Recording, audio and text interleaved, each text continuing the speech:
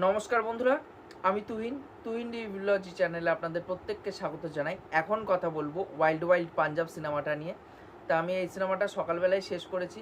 তা কিছু কাজের জন্য আমি সিনেমাটা রিভিউ করা হয়ে ওঠা হয়নি। তা আমি এখন রিভিউটা করছি। তা কেমন লাগলো এই সিনেমাটা? তা সত্যি কথা বলতে গেলে আমি এই সিনেমাটা দেখতে বসেছিলাম একমাত্র লাভ রঞ্জনের জন্য। সে যেহেতু এই সিনেমাটার সাথে অ্যাসোসিয়েট আছে ওয়ান অফ দ্য প্রডিউসার হিসাবে, তা আমি এর জন্য এই সিনেমাটা দেখতে বসেছিলাম। কারণ এই সিনেমাটা লাভ রঞ্জনের সে প্রডিউস করুক বা সে যদি গল্প লেখে বা ডিরেক্ট করে, লাভ রঞ্জনের সিনেমার মধ্যে একটা কী থাকে, একটা এন্টারটেইনমেন্ট ভ্যালুটা থাকে। কিন্তু এই সিনেমাটা সত্যি কথা বলতে গেলে সেই এন্টারটেইনমেন্ট ভ্যালুটাই দিতে পারে না। মানে এখান থেকে এন্টারটেইনমেন্টে জিনিসের নাম করে যা খুশি তাই সিনেমার মধ্যে হয়ে যাচ্ছে। মানে আমরা প্রত্যেকটা কমেডি সিনেমাতে দেখি যে লাস্টের দিকে একটা, যেটা মূলত প্রিয়দর্শনের সিনেমাতে দেখতাম, যে লাস্টের দিকে একটা কেওয়াস তৈরি করতো, সেই কেওয়াসের জন্য কমেডিগুলো আরও বেশি ওয়ার্ক করতো এবং তার জন্য কিন্তু আরও বিগার আরও ফানি লাগতো সেই সিনগুলোকে দেখতে।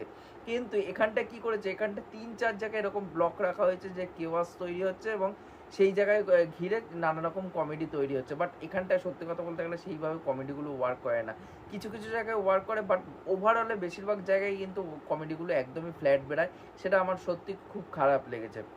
এখানটায় জেসি গিলের ক্যারেক্টারটা আমি বলবো যে তার ক্যারেক্টারটাও সেইভাবে লেখা হয়নি, সে পারফরমেন্সও দিতে পারেনি, আমার তার ক্যারেক্টারটা ভালো লাগেনি।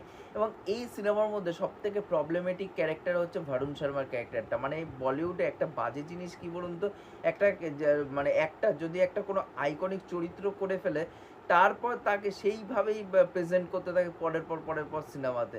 এই প্রেজেন্টেশনের জন্য কোথাও না কোথাও সেই অ্যাক্টারটা স্টিরিও টাইপ হয়ে যায়। আজকে ভারুণ শর্মা মানছি ভালো কমেডি করতে পারে, তাহলে অন্যভাবে তাকে কমেডিতে প্রেজেন্ট করো। আজকে যখন নিতেশ তিওয়ারি যে ছিচড়ে সিনেমাটা দেখছি, ছিচড়ে সিনেমাটার মধ্যে কিন্তু আলাদাভাবে একটা কমেডি কিন্তু সেখানটায় নিয়ে আসা হয়েছে মানে ভারুণ শর্মার মাধ্যমে। বাট এখানটায় সে মানে ফুকরে সিনেমাতে এত মানে চুচা ক্যারেক্টারটা এতটাই ফেমাস হয়ে গেছে, সেই ক্যারেক্টারটাকে নানা রকমভাবে ডিরেক্টররা একইভাবে প্রেজেন্ট করে যাচ্ছে। এখানটাও সেম, যে ফুকরে 3-তে আমরা দেখেছিলাম যে ও যখন বাথরুম করতো ভারুণ শর্মা, বাথরুমের মধ্যে যেহেতু ওটা পেট্রোল হিসাবে থাকতো বলে তাই ওটার মধ্যে আগুন ধরে যেত। এখানটায় সেম একটা জিনিস রাখা হয়েছে টোল ট্যাক্সের ওখানটায়। মানে কেন এই সিনটা রাখা হয়েছে, প্রচণ্ড অযথা।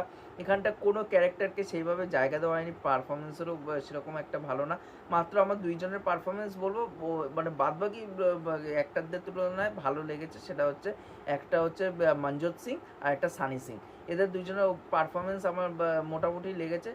এছাড়া ওভারঅলে কারোর পারফরমেন্স ভালো লাগেনি। এবং এখানটার গল্পটা মানে এন্টারটেইনমেন্টের নাম করে, কমেডির নাম করে যা খুশি তাই হয়ে যাচ্ছে। মানে কোনো মাথা মুন্ডু কিচ্ছু নেই। গল্পটা তো এরকমই ছিল যে একটা মানে ভারুণ শর্মা একজনকে ভালোবাসতো, এবার সে তাকে ডিচ করে তার অফিসের বসের সাথে বিয়ে করে ফেলছে মেয়েটা, এবং আই ওভার ইউ বলতে যাচ্ছে ভারুণ শর্মা ক্যারেক্টারটা মেয়েটাকে। এবং এটা নিয়ে নানা রকম কমেডি, এর মধ্যে ড্রাগস মার্কস যা মানে পাঞ্জাবের মধ্যে বেস করে দেওয়া হয়েছে। পাঞ্জাবিদের যতটা মানে মানে বরাবরেরই মানে প্রত্যেকটা জাতির এসে, বাঙালি, পাঞ্জাবি, মারাঠি, গুজরাটি, হিন্দি, তামিল, তেলেগু যাদেরকে দেখিয়েছে প্রত্যেকটা ক্যারেক্টারকে স্টিরিও টাইপ করে দেখিয়েছে। বলিউড কোনোদিন অথেন্টিসিটি তো তারা মেনটেন করেনি, কোনো কালচারকে সেইভাবে তুলে দেখাতে পারেনি।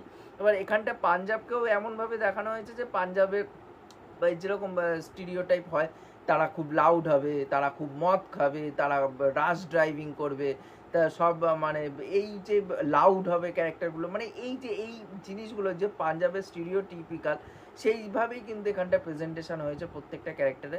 তা আমার এখানটা কারোরই অভিনয় ভালো লাগেনি, শুধু দুইজনকে বাদ দিয়ে তাদের অভিনয় তাও মোটামুটি লাগে। তা ওভারঅলে মানে আমি বলবো, আমি এই সিনেমাটা কালকে রাত্রিবেলা অ্যাকচুয়ালিতে স্টার্ট করেছিলাম, কিন্তু সকালবেলাতে গিয়ে শেষ করেছি। বাট আমি ভেবেছিলাম ভালো হবে, এন্টারটেনমেন্ট হবে, বাট দেখতে দেখতে এতটাই ঝুল লাগছিলো আমি কালকে রাত্রিবেলা বন্ধ করে দিয়ে আমি সকালবেলায় তারপরে এসে বাদবাকিটা শেষ করলাম। তা ওভারঅলে আমার সিনেমাটা খুবই জঘন্য একটি সিনেমা বলে মনে হয়েছে।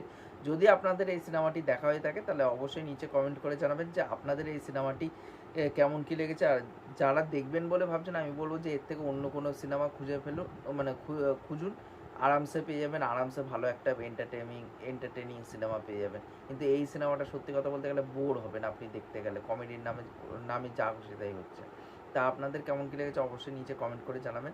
আর এই ভিডিওটি ভালো লাগলে অবশ্যই লাইক শেয়ার সাবস্ক্রাইব করে দিয়ে যাবেন, তাহলে মোটিভেশন পাবো নতুন নতুন ভিডিও বানানোর জন্য। এখনকার মতন টাটা, বাই।